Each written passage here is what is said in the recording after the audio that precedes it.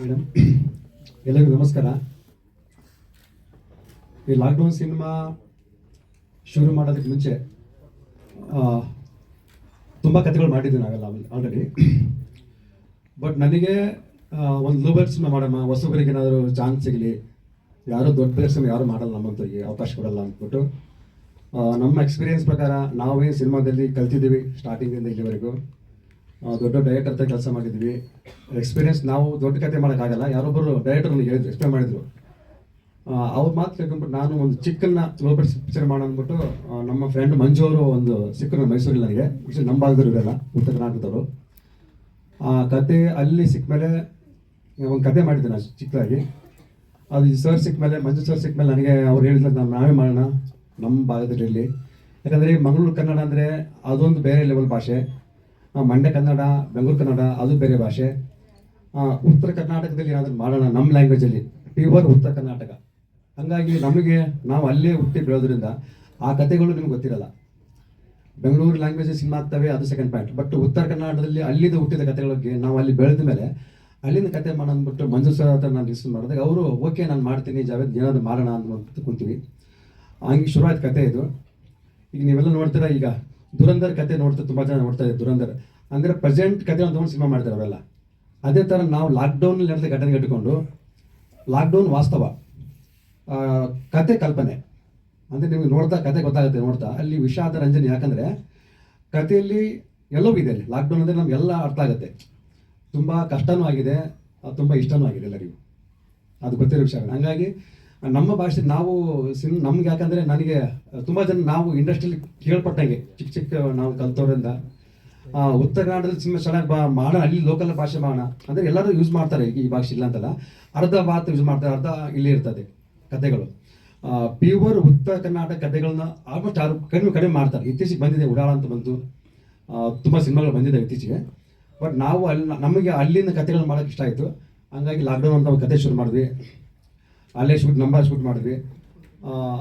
ತುಂಬ ನಾನು ಹೇಳೋದಂದರೆ ತುಂಬ ಕಷ್ಟಪಟ್ಟು ಕೆಲಸ ಮಾಡಿದ್ವಿ. ಎಲ್ಲ ನಿಮ್ಮ ಮುಂದೆ ಬರ್ತಾ ಇದೆ. 22 ಇದೇ ಮೇ ತಿಂಗಳು ರಿಲೀಸ್ ಆಗ್ತಾ ಇದೆ. ದಯವಿಟ್ಟು ನೋಡಿ ಎಲ್ಲರೂ. ಅಚ್ಚ ಕನ್ನಡ ಸಿನಿಮಾ ಇಲ್ಲಿ ಯಾವುದೇ, ನಾವು ಆ್ಯಕ್ಚುಲಿ ಈಗೆಲ್ಲ ತಮಿಳು, ತೆಲುಗು, ಹಿಂದಿ ಎಲ್ಲ ಬೆಳೆಸ್ತಾ ಇದ್ದೀವಿ ನಾವು ಕನ್ನಡಿಗರೆಲ್ಲ, ವಿಶಾಲ ಹೃದಯದವರು ನಾವೆಲ್ಲ.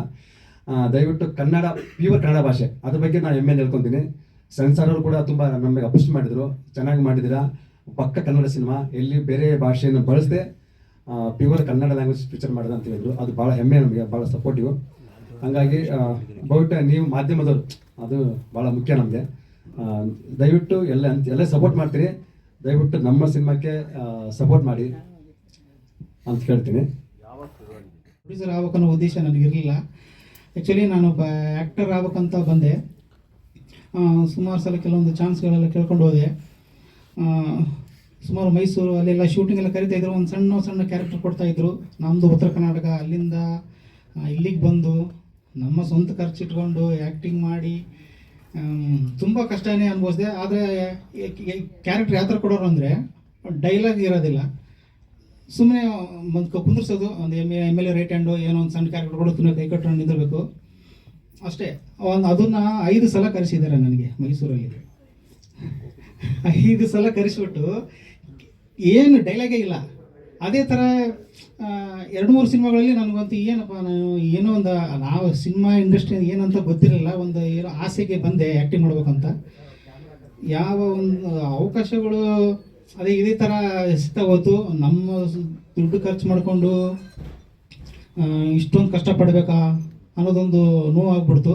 ನಾನು ದುಡ್ಡಿರೋನಲ್ಲ, ಜಮೀನ್ದಾರಲ್ಲ, ಒಬ್ಬ ಫ್ಯಾಕ್ಟ್ರಿ ಫ್ಯಾಕ್ಟ್ರಿಲಿ ವರ್ಕ್ ಮಾಡೋನು, ಏನೋ ಕಲಾವಿದ ಆಗಬೇಕು ಅನ್ನೋ ಆಸೆಗೆ ಫಿಲಿಮ್ ಇಂಡಸ್ಟ್ರಿಗೆ ಕಾಲಿಟ್ಟೆ. ಬಟ್ ಇದೇ ಥರ ಹಿಂಗೆ ನನಗೆ ಅವಕಾಶಗಳು ಸಿಕ್ಕೋದ್ರಿಂದ ನನಗೆ ತುಂಬ ನೋವಾಯಿತು. ಹಿಂಗಾದರೆ ನಾನು ಇನ್ನು ಆ್ಯಕ್ಟಿಂಗ್ ದೊಡ್ಡ ಚಾನ್ಸ್ಗಳು ಸಿಗೋಲ್ಲ ನನಗೆ, ಇದೇ ಥರನ ಆಗ್ಬಿಡ್ತೀನಿ ಅಂತ ಎಷ್ಟು ಅವಕಾಶಗಳು ಕೇಳ್ಕೊಂಡು ಹೋದ್ಕೊಂಡು ನನಗೆ ಅವಕಾಶಗಳು ಸಿಗಲಿಲ್ಲ. ಕೊನೆಗೆ ನಾನೇನು ಮಾಡಿದೆ, ಇದು ಬೇಸರಾಗಿ ನಾನು ಯಾಕೆ ಇನ್ನೊಬ್ಬರಿಗೆ ಅವಕಾಶಗಳು ಕೇಳಬೇಕು, ಇನ್ನೊಬ್ರು ನಾನೇ ಅವಕಾಶ ಕೊಟ್ಟರೆ ಆಯ್ತಲ್ಲ ಅನ್ನೋದೊಂದು ಮನಸ್ಸಿಗೆ ಬಂತು. ಲಾಸ್ಟ್ ಒಂದು ಮೈಸೂರಲ್ಲಿ ಶೂಟಿಂಗ್ ಮಾಡಬೇಕಾದ್ರೆ ಇವರು ನಮ್ಮ ಡೈರೆಕ್ಟರ್ ಜಾವೇದ್ ಅವರ ಪರಿಚಯ ಆಯಿತು. ಅವರು ನಮ್ಮ ಉತ್ತರ ಕರ್ನಾಟಕದವರು ಅಂತ. ಅಲ್ಲಿ ಆ ಮೂವಿಲಿ ಇವರು ಅಷ್ಟೇ ಡೈರೆಕ್ಟ್ರಾಗಿ ವರ್ಕ್ ಮಾಡ್ತಾಯಿದ್ರು. ಹಿಂಗಾಗಿ ಪರಿಚಯ ಮುಖಾಂತರ ನಾವು ಏನಾದರೂ ಮಾಡಬೇಕು, ಇದೇ ಥರ ಆದರೆ ಆಗಲ್ಲ ಅಂತ ನಾನು ಇವ್ರ ಹತ್ರ ಕೇಳಿಕೊಂಡೆ. ಯಾವುದಾದ್ರು ಒಂದು ಮೂವಿ ಮಾಡೋಣ, ನಾನೇ ಪ್ರೊಡ್ಯೂಸ್ ಮಾಡ್ತೀನಿ ಅಂತ ಹೇಳಿ ನಾನೇ ಒಂದು ನನ್ನ ಅವಕಾಶಗಳು ನಾನೇ ಕ್ರಿಯೇಟ್ ಮಾಡಿಕೊಂಡೆ ಮತ್ತು ಕೆಲವೊಬ್ಬರಿಗೆ ಅವಕಾಶಗಳನ್ನು ಕೊಟ್ಟೆ. ಆಮೇಲೆ ಇವ್ರ ಹತ್ರ ಒಂದು ಡಿಸ್ಕಸ್ ಮಾಡಿದ್ವಿ. ಅದು ಮೆಜೆಸ್ಟಿಕ್ ಸಿಟಿ ಬಸ್ ಸ್ಟಾಪಲ್ಲಿ ನಮ್ಮ ಸ್ಟೋರಿ ಸ್ಟಾರ್ಟ್ ಮಾಡಿದ್ವಿ ಮಾಡೋಕ್ಕೆ. ಈ ಥರ ಸ್ಟೋರಿ ಮಾಡಬೇಕು ಅಂತ ಇವ್ರು ಹೇಳಿದ್ರು, ಲಾಕ್ಡೌನ್ ಅಂತ ಒಂದು ಸ್ಟೋರಿ ಇದೆ ಅಂತ ಹೇಳಿದರು. ಹೀಗಾಗಿ ಆ ಸಿಟಿ ಬಸ್ ಸ್ಟಾಪಲ್ಲಿ ನಮ್ಮ ಲಾಕ್ಡೌನ್ ಸ್ಟೋರಿ ಅಲ್ಲಿಗೆ ಸ್ಟಾರ್ಟ್ ಆಯಿತು ಬರೆಯೋಕ್ಕೆ. ಸಿಟಿ ಬಸ್ ಸ್ಟಾಪಿಂದಲೇ ಸ್ಟಾರ್ಟ್ ಮಾಡಿದ್ವಿ ನಾವು.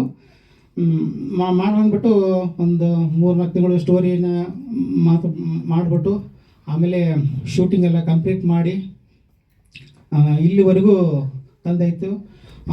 ಸೆಂಟ್ರಲ್ಲಿ ತುಂಬ ಕಷ್ಟ ಆಯಿತು, ಯಾಕಂದರೆ ನನಗೆ ಫಿಲಿಮ್ ಇಂಡಸ್ಟ್ರಿ ಹೆಂಗಿರುತ್ತೆ ಏನು ಅಂತ ಗೊತ್ತಿಲ್ಲ. ಅದಾದರೂ ತುಂಬ ಕಷ್ಟಪಟ್ಟು ಇಲ್ಲಿವರೆಗೂ ತೊಗೊಂಡು ಬಂದೆ.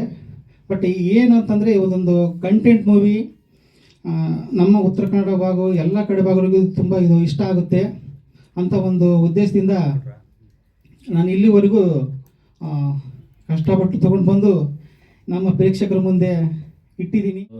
ನನಗೆ ಟೀಸರ್ ಫಸ್ಟ್ ತೋರಿಸಿದ್ರು, ನಾನು ಹೇಳಿದೆ ವಾಟ್ ಎವರ್ ಅದು ಕ್ವಾಲಿಟಿ ಬಗ್ಗೆ ಹೇಳಿದರು. ಸೊ ಕ್ವಾಲಿಟಿ ಸ್ವಲ್ಪ ಡಲ್ ಇದೆ ನೋಡಿ ಅಂತ ಹೇಳಿದೆ. ಆಮೇಲೆ ಹಾಡುಗಳು ತೋರಿಸಿದ್ರು, ತುಂಬ ಚೆನ್ನಾಗಿತ್ತು ಹಾಡುಗಳು. ಅಂದರೆ ಲಾಕ್ಡೌನ್ನ ಮತ್ತೆ ನೆನಪು ಮಾಡುವಂಥ ಕತೆ ಇದರಲ್ಲಿತ್ತು. ಅಂದರೆ ಆ ಹಾಡನ್ನ ನೋಡ್ತಾ ಇದ್ರೆ ಅದರಲ್ಲಿ ಗೊತ್ತಾಗ್ತದೆ ಹೇಗಿತ್ತು ಏನಿತ್ತು ಅಂತ ಹೇಳಿ.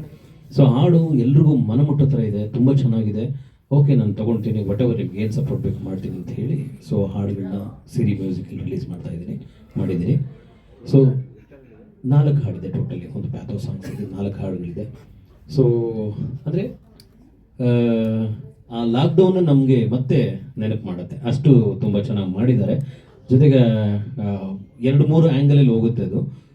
ಹೀರೋ ಮತ್ತು ಮಂಜು ಡೈರೆಕ್ಟ್ರು ಎಲ್ಲರೂ ತುಂಬ ಚೆನ್ನಾಗಿ ಅಚ್ಚುಕಟ್ಟಾಗಿ ಕಥೆನ ಪೋಣಿಸಿದ್ದಾರೆ.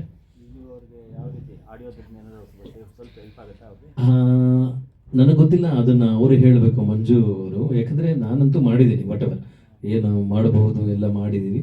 ಸೊ ಅದ್ರ ಜೊತೆಗೆ ಇನ್ನು ನೆಕ್ಸ್ಟ್ ಅವ್ರು ಹೇಳಿದರು, ಸರ್ ಹಿಂದಿ ಮತ್ತು ನಾರ್ತ್ ಇಂಡಿಯನ್ ರೈಟ್ಸ್ ಏನಾದರೂ ಮಾಡಿಸೋಣ ಸರ್ ಅಂತ. ಆಯಿತು, ಏನೇನು ಸಪೋರ್ಟ್ ಮಾಡ್ಬೋದು, ಐ ಆಮ್ ಸಪೋರ್ಟಿಂಗ್. ನನ್ನ ಕರ್ನಾಟಕ ಜನತೆಗೆ ನನ್ನ ಕೋಟಿ ಕೋಟಿ ನಮಸ್ಕಾರಗಳು. ಏನಪ್ಪ ವಿಶೇಷ ಅಂದರೆ ಇಲ್ಲಿ ಲಾಕ್ಡೌನ್ ಅಂತ ಸಿನಿಮಾದಲ್ಲಿ ನನ್ನ ಮಗ ಆ್ಯಕ್ಟ್ ಮಾಡಿದ್ದಾನೆ. ಹಾಗಾಗಿ ನಮ್ಮ ಮಂಜು ಅವರು ಮುದುಗಲ್ ಅವರು ಮಂಡ್ಯ ಹತ್ರ ಒಂದು ಸಿನಿಮಾ ಶೂಟಿಂಗ್ಗೆ ಅಂತ ನಮ್ಮನ್ನು ಕರೆಸಿದ್ರು. ಅವರು ಅಲ್ಲಿ ನಮಗೆ ಪರಿಚಯ ಆದರು, ಒಂದು ನಂಟು ಬೆಳೆಸ್ಕೊಂಡು ಅಲ್ಲಿ ಪರಿಚಯ ಆದರು. ಆಮೇಲೆ ಇಲ್ಲ ಭಾವ, ನಾವು ಯಾವುದನ್ನ ಒಂದು ಸಿನಿಮಾ ಮಾಡಬೇಕು, ನಾನು ಸುಮಾರು ವರ್ಷಗಳಿಂದ ಅಲ್ಲಿಗೆ ಇಲ್ಲಿಗೆ ತಿರುಗಿ ತುಂಬ ಸುಸ್ತಾಗಿದೆ, ತುಂಬ ಬೇಜಾರಾಗುತ್ತೆ, ನನಗೆ ತುಂಬ ಆಸೆಯಿಂದ ನಾನು ಇಲ್ಲಿ ಬರ್ತಾ ಇದ್ದೀನಿ, ಅದೇ ನೋವಲ್ಲಿ ವಾಪಸ್ ಹೋಗ್ತಾ ಇದ್ದೀನಿ, ನಾನೇ ಒಂದು ಸಿನಿಮಾ ಮಾಡಬೇಕು ಅಂತ ನನ್ನ ಹತ್ರ ಹೇಳ್ಕೊಂಡಿದ್ರು ಅವರು.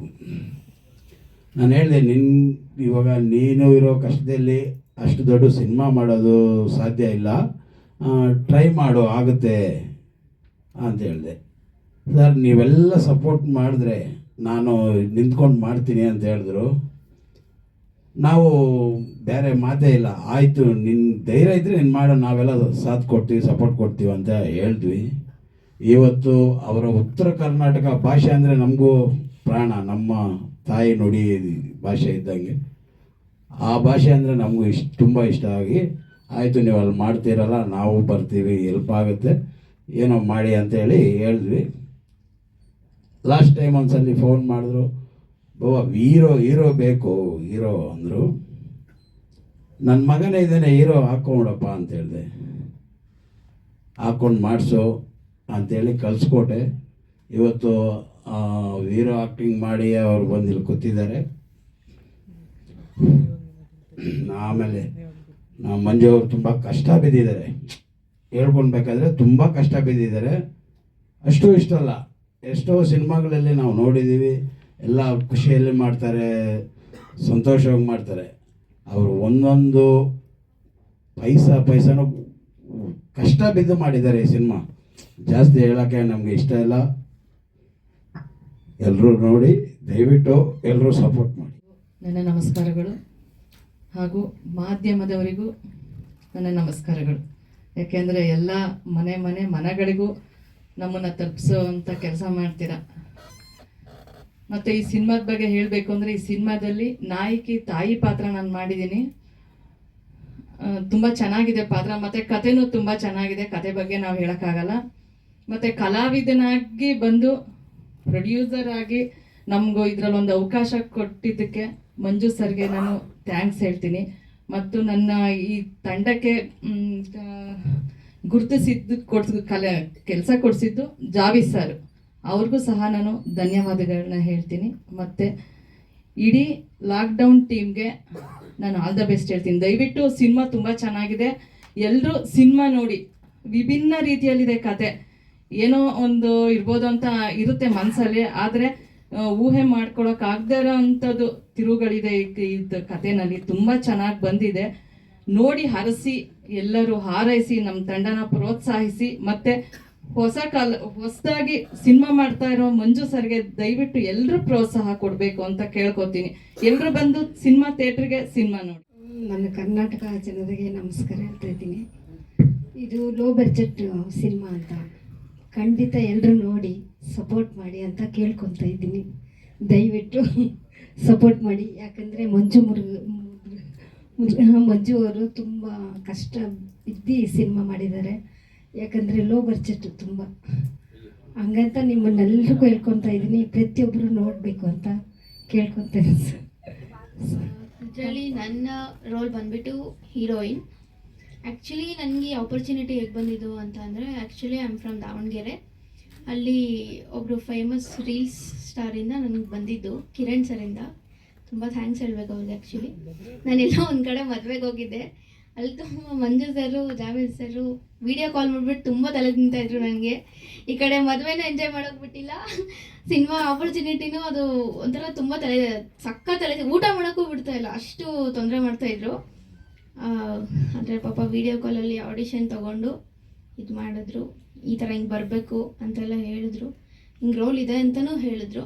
ತುಂಬ ಚೆನ್ನಾಗಿ ಸಪೋರ್ಟ್ ಮಾಡಿದ್ದಾರೆ. ಉತ್ತರ ಕರ್ನಾಟಕ ಭಾಷೆ ಸ್ವಲ್ಪ ನಮಗೆ ಟಫ್ ಆಗುತ್ತೆ ಆ್ಯಕ್ಚುಲಿ. ತುಂಬ ಚೆನ್ನಾಗಿ ಹೇಳ್ಕೊಟ್ಟು, ಸ್ವಲ್ಪ ದಿನ ಹೆಂಗಾಗಿ ಹೋಗಿತ್ತು ಅಂತಂದರೆ ಮನೆಗೆ ಹೋದ್ಮೇಲೆ ನಾವು ಅದೇ ಲ್ಯಾಂಗ್ವೇಜೇ ಸ್ಲ್ಯಾಂಗೇ ಯೂಸ್ ಮಾಡ್ತಾಯಿದ್ವಿ, ಲೈಕ್ ಆ ಥರ ಆಗಿಬಿಟ್ಟಿತ್ತು. And firstly my co-artist Vijay Vignesh, thank you for supporting me on those days. Thank you. ಏನು ಮಾತಾಡೋದು ಅಂತಲೇ ಗೊತ್ತಾಗ್ತಿಲ್ಲ. ನನ್ನ ಹೆಸರು ವಿಜಯ್. ಈ ಚಾನ್ಸ್ ನಾನು ಕೊಟ್ಟಿದ್ದು ಮಂಜು ಮುದ್ಗಲ್ ಫಸ್ಟ್ ಅವರಿಗೆ ನಾನು ಥ್ಯಾಂಕ್ಸ್ ಹೇಳೋಕ್ಕೆ ತುಂಬ ಇಷ್ಟಪಡ್ತೀನಿ. ಎಲ್ಲೋ ಕಾಲೇಜಲ್ಲಿ ಓದ್ತಿದ್ದೆ, ಫಿಲಮ್ ಇಂಡಸ್ಟ್ರಿ ಮೇಲೆ ಒಂದು ಆಸೆ ಇತ್ತು, ಹೋಗಿ ಫಿಲಮ್ ಇಂಡಸ್ಟ್ರಿಯಲ್ಲಿ ಒಂದು ಡೈರೆಕ್ಟ್ ಮಾಡಬೇಕು ಅಂತ ಆಸೆ ಇತ್ತು. ಬಟ್ ಆ್ಯಕ್ಟ್ ಮಾಡಬೇಕಂತ ಆಸೆ ಇರಲಿಲ್ಲ. ಆದರೆ ನಿನ್ನ ಕೈಯಲ್ಲಿ ಆಗುತ್ತೆ ಆ್ಯಕ್ಟ್ ಮಾಡು ಅಂತ ಹೇಳ್ಬಿಟ್ಟು ನಮ್ಮನ್ನ ಎಂಕರೇಜ್ ಮಾಡಿ, ನಿನ್ನ ಕೈಯಲ್ಲಿ ಆಗುತ್ತೆ, ನೀನೇನೋ ಒಂದು ಮಾಡ್ತೀಯ, ಬಾ ಬಾ ಬಾ ಅಂತ ಹೇಳ್ಬಿಟ್ಟು ನನಗೆ ಒಂದು ಹುಮ್ಮಸ್ನ ತುಂಬಿಸಿ ಕರ್ಕೊಂಬಂದಿದ್ದು ಮಂಜು ಮುದ್ಗಲ್ ಸರ್. ತುಂಬ ತುಂಬ ಥ್ಯಾಂಕ್ಸ್. ಮತ್ತು degree sir, degree final year. ಹೌದು. ಅದೇ ರೀತಿ ನಮ್ಮ ಡೈರೆಕ್ಟರ್ ಸರ್ ಕೂಡ ನೋಡಿ ಅವರು, ಇಲ್ಲ ಇವನು ಸೆಟ್ ಆಗಲ್ಲ, ತುಂಬ ಸಣ್ಣಕ್ಕಿದ್ದಾನೆ, ಹಂಗೆ ಅಂತ ನಾವು ಅವ್ರೇನಾದ್ರು ಹೇಳ್ಬೇಕಾಗಿದ್ದರೆ ಅಲ್ಲೇ ಹೇಳಿರೋರು. ಆದರೆ ಅವ್ರೇನು ಹೇಳಿಲ್ಲ. ನಿನ್ನ ಹತ್ರ ಟ್ಯಾಲೆಂಟ್ ಇದೆಯೋ ಇಲ್ವೋ ಗೊತ್ತಿಲ್ಲ, ಅದು ಕಾನ್ಫಿಡೆನ್ಸ್ ಇದೆಯಾ, ಅಷ್ಟು ಸಾಕು, ನಾನು ಮಾಡಿಸ್ತೀನಿ ಬಾ ಅಂತ ಹೇಳ್ಬಿಟ್ಟು ಕರ್ಕೊಂಡು ಹೋದರು. ಅವ್ರಿಗೂ ತುಂಬ ತುಂಬ ಥ್ಯಾಂಕ್ಸ್. ಕೊನೆಯದಾಗಿ ದೊಡ್ಡ ಥ್ಯಾಂಕ್ಸ್ ನಮ್ಮ ತಂದೆ ತಾಯಿಗೆ. ಅವರಿಂದನೇ ನಾನು ಇಷ್ಟು ದೊಡ್ಡ ಸ್ಟೇಜಲ್ಲಿ ಹಿಂಗೆ ಬಂದು ಕುತ್ಕೊಂಡಿದ್ದೆ ಅಂದರೆ ಅವರಿಂದನೇ. ಸೊ ಅವ್ರಿಗೆ ಬಿಗ್ ಬಿಗ್ ಬಿಗ್ ಥ್ಯಾಂಕ್ಸ್. ನನ್ನ ರೋಲ್ ಬಗ್ಗೆ ಹೇಳೋದಾದರೆ, ಒಬ್ಬ ಕಾಲೇಜ್ ಸ್ಟೂಡೆಂಟ್, ಹೇಳೋದಿಲ್ಲ ಸರ್, ಒಬ್ಬ ಕಾಲೇಜ್ ಸ್ಟೂಡೆಂಟು. ಸೊ ಒಂದು ಕ್ಯೂಟ್ ಲವ್ ಸ್ಟೋರಿ ಚೆನ್ನಾಗಿರುತ್ತೆ ನೋಡಿ. ಲಾಕ್ಡೌನಲ್ಲಿ ಆಗಿರೋ ಒಂದು ಸನ್ನಿವೇಶನ ನಮ್ಮ ಡೈರೆಕ್ಟರ್ ಸರ್ ತುಂಬ ಚೆನ್ನಾಗಿ ತೆಗೆದಿದ್ದಾರೆ.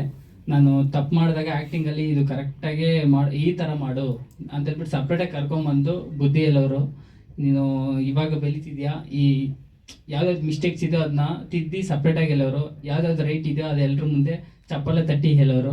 ತುಂಬ ಥ್ಯಾಂಕ್ಸ್ ಸರ್. ಅಷ್ಟೇ. Thank you.